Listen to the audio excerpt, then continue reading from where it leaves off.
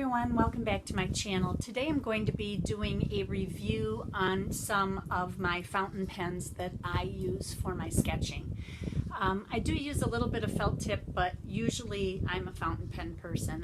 I prefer that kind of a feel. So I just wanted to show you the pens that I've been using and kind of give you an idea on how to care for them, how to refill them, etc. So, but before I go on with that, I did want to show you the bag, the new sketch bag that I got.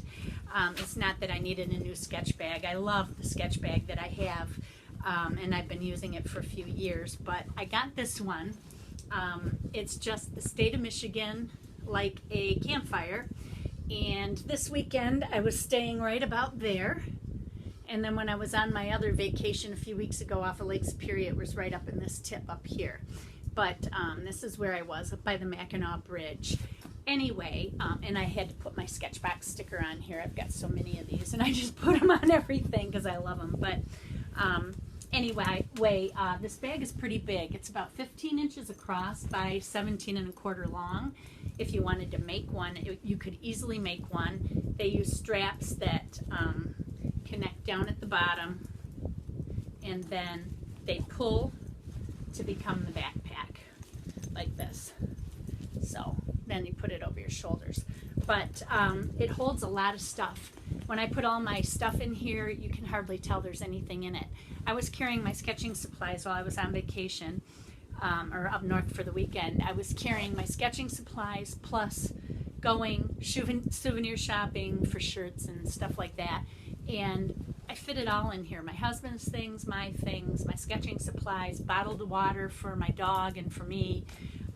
And there was still plenty of room for more. So it's a nice big bag. So that's why I like it. But anyway, now we'll get on to the reason for my video, which is to review fountain pens. I did do another video and I posted it. It took all day to post. There's something going on with YouTube.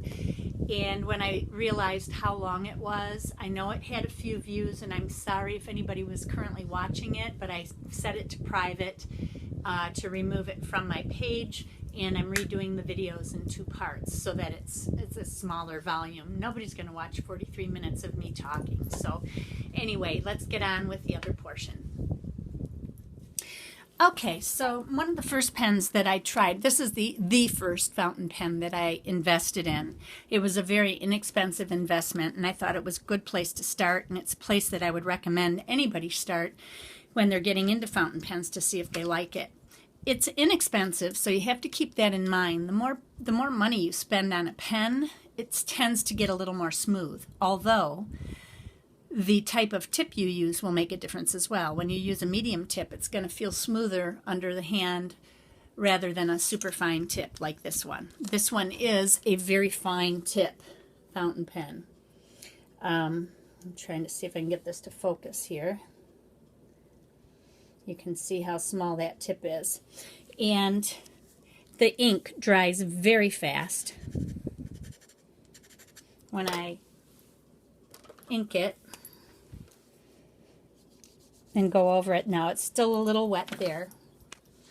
I'm sorry, you can't see that very well with the light. There we go. So let me ink it again. I'm using Bristol paper. It's got a very smooth, no skipping feel to it. When you write fast or make quick lines, it does not skip, which is really good. To change the ink cartridges, you just unscrew the bottom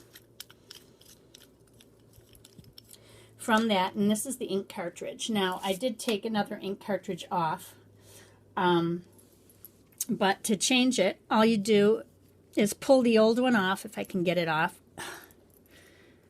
Oh my gosh. There we go. And when you put a new one on, there's a little metal ball in the tip. I'll pull a new one out for you. But then all you do, they're really hard to get on, so I just set them on a tabletop and I just push down until they click into place, and then you're set to go. And that's all you do to change them. Those are called ink cartridges, and they look like this. You have to buy the Platinum brand for the Platinum pen, and they're carbon ink, which means they're mineral-based ink. And there's the little ball. When it gets empty, you'll hear the little ball clicking inside. It's a good way to tell. And then if you just hold the ink cartridge up to the light, you can tell when it's empty. Great little pen. And I recommend it for starting out. Now I've waited a minute on this ink and see it's, whoops, my brush is still dirty. There we go. Oh, it still wants to make, I think that's my brush. No, it's the ink. Well, the platinum carbon isn't drying as quickly as I thought it would. It usually dries very quickly on watercolor paper. Then I have a series of other pens here of varying expenses, but I never go above about a $30 price on my pens, because if I lose one, which I did today, and I was really bummed, I ended up finding this in a couch cushion, but this is one of my favorite pens, and it's very inexpensive. These are called Jin Hao pens. They're made by a Chinese company, and they do a lot of knockoff brands, but I think this one is, maybe not. It doesn't say Jin Hao on it, and it would if it was. So, no, this is the Bookworm. So these two are Jin Hao. And I really like these pens. I can zoom in here a little bit for you. And the writing, this is a brown ink that I have in here. These are Noodler's inks. The lines are pretty fine. If I tip it upside down, I can get an even finer line if I want that. It's also, I think it's considered a medium tip, but it might be a fine. Sorry, my fingers look so dry close up. But that's what the tip looks like. Compared to this one, you can see the difference in size.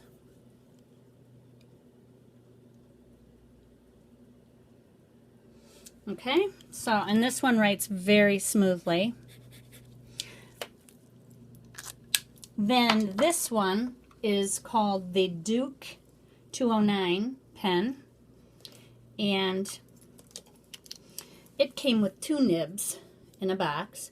It came with this nib, which is a regulation, I think it's a medium point, and it's just a silver.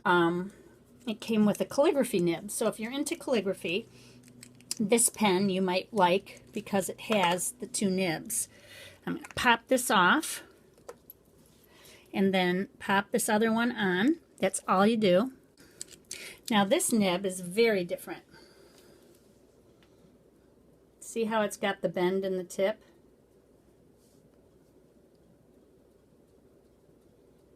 And this one does not have that bend. It's very flat. Okay, when you go across, you get a very thick line, and I'm not pressing very hard at all. When I come down, I get a thinner line.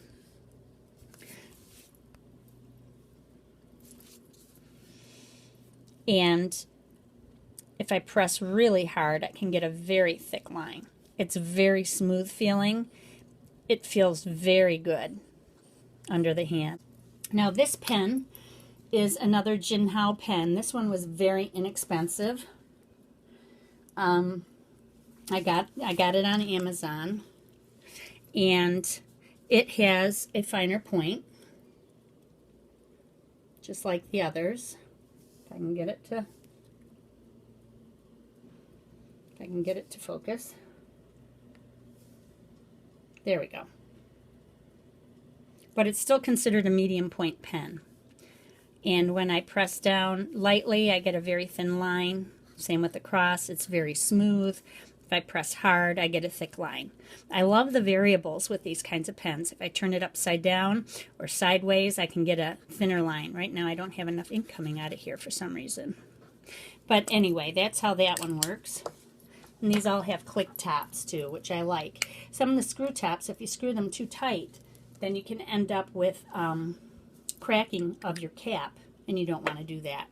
This is called the Celluloid Bookworm, and I don't know if it's a knockoff of the regular Bookworm. It must be, because it was very cheap. Now this one is kind of dirty right now, it looks like. I'll just wipe it clean here. It's got an 18 karat gold plating on it and silver. Very pretty design. Also a medium point. And it works much the same way as the other one does. It's a little thinner than the celluloid, or than the Jin Hao that I just used, this one. But still a nice fine point, very smooth writing, inexpensive. I don't know if this one was $22 maybe, or I don't know, I'm just guessing. You press down, you can get very thick lines or thin lines.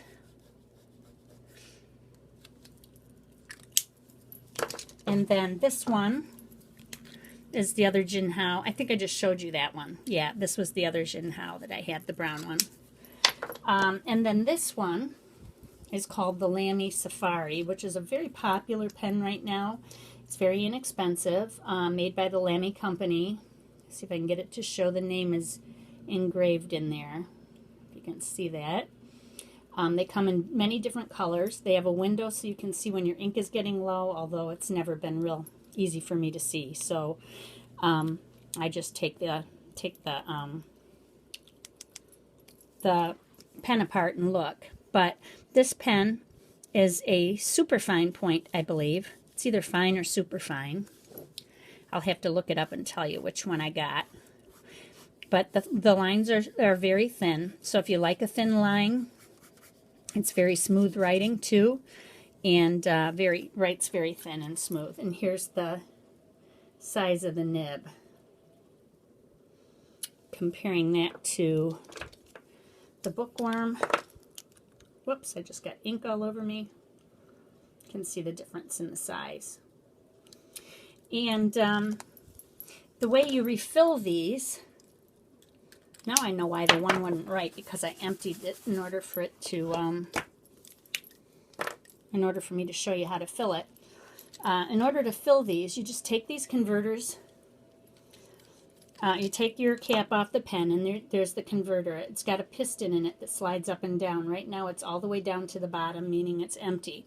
Now I'm going to put some gray ink in here. This is Noodler's Bulletproof Lexington Gray. Bulletproof meaning that it is waterproof. And I'm going to do a little thing on the inks as well.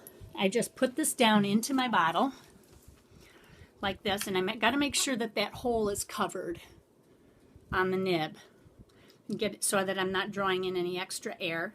So then I just screw upward and draw the ink in, and that's what it looks like once the ink is drawn in.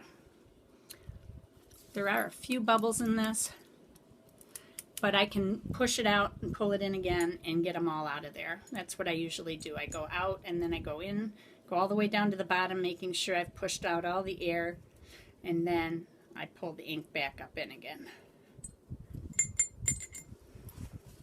And then just make sure you wipe it clean so that you're not getting your hands all inked up. And once that is done, let me put the cap on this so I don't spill it. That's all there is to it. They're very simple up and down pistons. You just screw it here. A lot of the pens come with them, but the Jin Hao, I think you have to buy them. No, they do come with them. I did buy some separately though. They usually come with a plastic one, all plastic. I have a box of them here. This is the ones they usually come with. And they're screwed together at this little joint here. And sometimes if they unscrew, or if you try to tighten too much, you'll pop this top off, and then you can have leakage.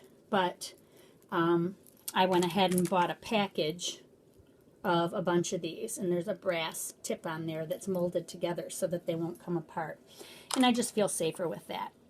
So that's pretty much it for this video. I think I showed you all of my fountain pens. I do tend to use Noodler's brand ink more than any other, and I'm going to go over that in another video. So I will see you all soon. If this video was helpful, please subscribe, like, comment down below, and don't forget I'm going to be doing a giveaway when I hit 500 subscribers. Talk to you soon. Bye.